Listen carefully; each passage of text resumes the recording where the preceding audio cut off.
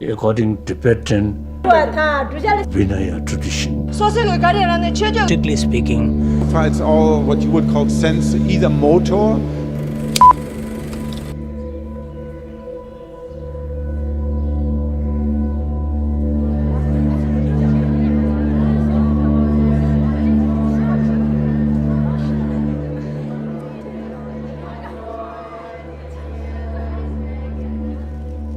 The Theravada tradition, meaning teaching of the elders, is the oldest surviving school of Buddhism, meticulously preserving the Buddha Gautama's teachings, Dhamma, in the Pali Tripitaka for over 2 millennia.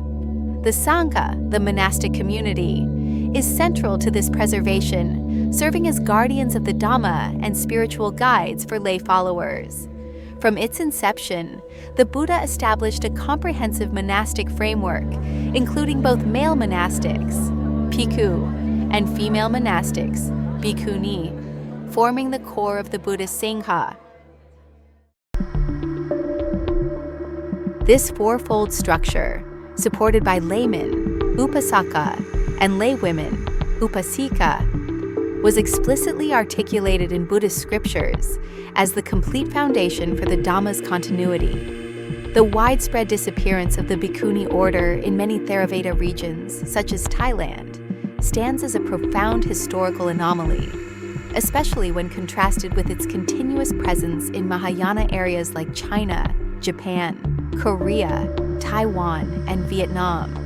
This disparity prompts a deeper inquiry into the specific factors within the Theravada context that led to this significant historical gap.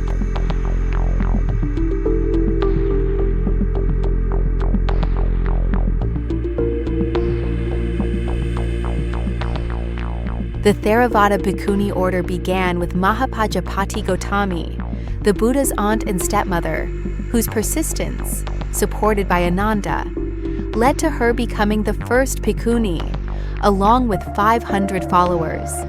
The Buddha's initial reluctance, whether reflective of social biases or narrative tradition, may have influenced later attitudes toward the order. The Vinaya Pitaka prescribes 311 rules for bhikkhunis, compared to 227 for bhikkhus, and adds the 8 Garu Dhammas, which place women in a structurally subordinate position. Though their authenticity is debated, these rules reduced autonomy, institutional investment, and social status, making the order more vulnerable. Full ordination, Upato Sangha Upasampada, requires a 2-year probation as a Sikhamana, followed by ceremonies before both bhikkhuni and bhikkhu assemblies. This dual ordination, meant to preserve continuity, became a fatal obstacle once the bhikkhuni order was extinct in a region. Without the required quorum of 10 senior bhikkhunis, revival within the same Theravada lineage was impossible, strengthening the broken lineage argument.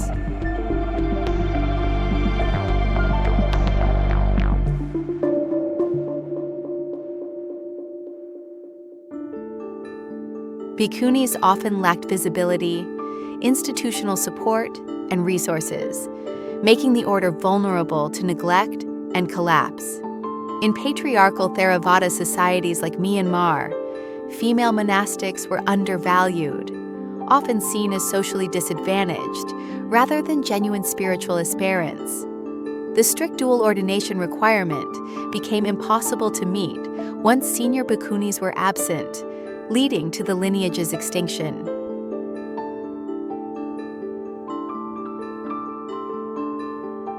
Bhikkhunis thrived from the 3rd century BCE until the Choli invasion of 1017 CE, which, along with famine and drought, destroyed both monastic orders. The Bhikkhu order was quickly revived with monks from Siam, but the Bhikkhuni order was not, as no Theravada country could supply the necessary quorum.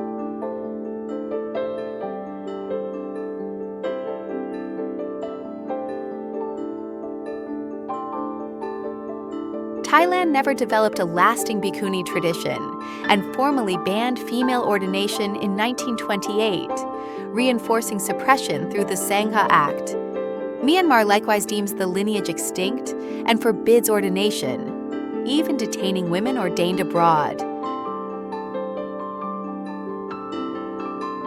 In Sri Lanka, Dasa Sil Matavo, in Thailand, Mae Ji, and in Myanmar, Thila Shin provide limited spiritual roles for women. However, these positions lack full ordination status, precepts, and recognition, functioning as subordinate parallel structures rather than true equivalents of the Bhikkhuni Sangha.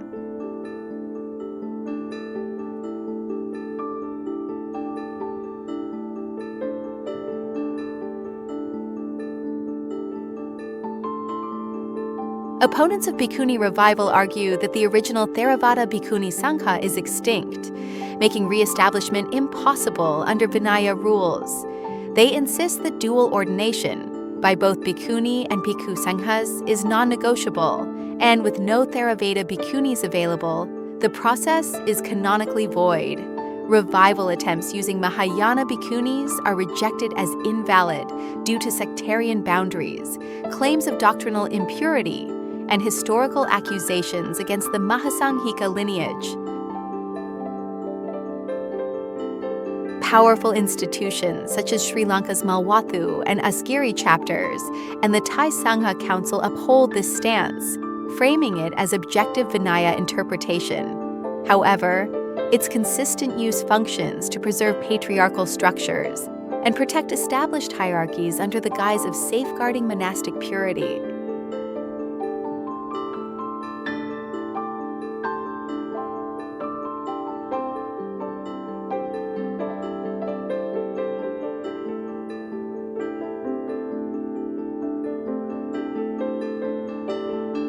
The modern Theravada Bhikkhuni revival began in Sri Lanka, with ordinations in 1988, 1996, and a landmark 1998 ceremony in Bodh Gaya, supported by Mahayana Bhikkhunis, leading to over 3,000 Bhikkhunis by 2025. Thailand's movement, led by Bhikkhuni Dhammananda since 2001, has grown despite official resistance, with at least 285 Bhikkhunis today. Indonesia's first Theravada Bhikkhuni ordination occurred in 2014, while Ajahn Brahm's 2009 ordination in Australia sparked major controversy in Thailand. Bhutan revived its Tibetan Bhikkhuni lineage in 2022, reflecting a wider global trend. Mahayana Bhikkhuni Sanghas from Korea and Taiwan have provided the quorum to bypass broken lineage objections, with some scholars citing Pali Vinaya precedents for bhikkhus alone to ordain bhikkhunis when necessary. Leaders like the Dalai Lama and Bhikkhu Bodhi actively support revival efforts, and Sri Lanka's Supreme Court has affirmed the legitimacy of its Bhikkhuni Sangha.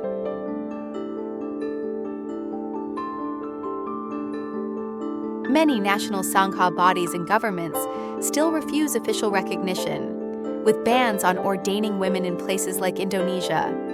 Bureaucratic hurdles, such as Sri Lanka's refusal to list Bhikkhuni on ID cards until recently, and deep-rooted social stigma in countries like Myanmar, continue to obstruct progress. The debate reflects an ongoing struggle between preserving tradition and addressing modern values of equality and inclusion.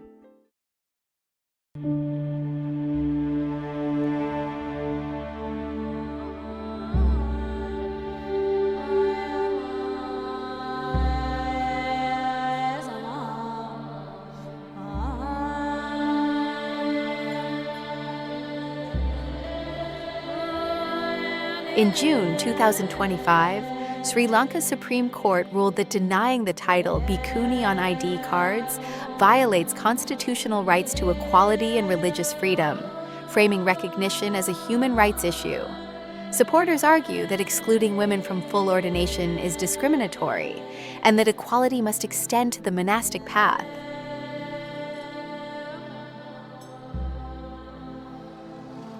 The Buddhist canon affirms women's equal ability to attain enlightenment, evidenced by Mahapajapati Gotami and 500 nuns achieving arahatship. Texts like the Therigatha preserve their spiritual accomplishments, refuting claims of female inferiority.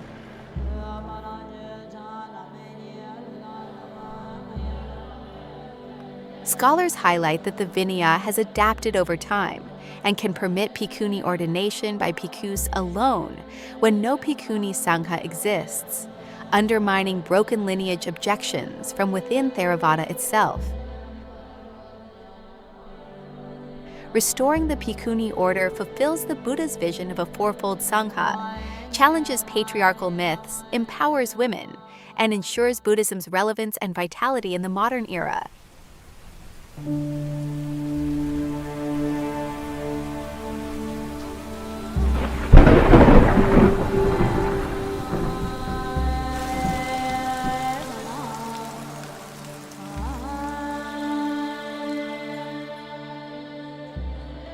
The Theravada Bhikkhuni lineage collapsed due to historical, doctrinal, social, and political pressures, made worse by its conditional founding, the 8 Garudhammas, and the dual ordination requirement, invasions, institutional bans, and reliance on subordinate female roles deepened its absence, while traditionalists used the broken lineage argument to resist revival. Modern movements, often with Mahayana support, persist despite recognition gaps, bureaucracy, and stigma. Restoring the lineage is seen as essential for gender equality, the Buddha's vision, and the future vitality of Buddhism.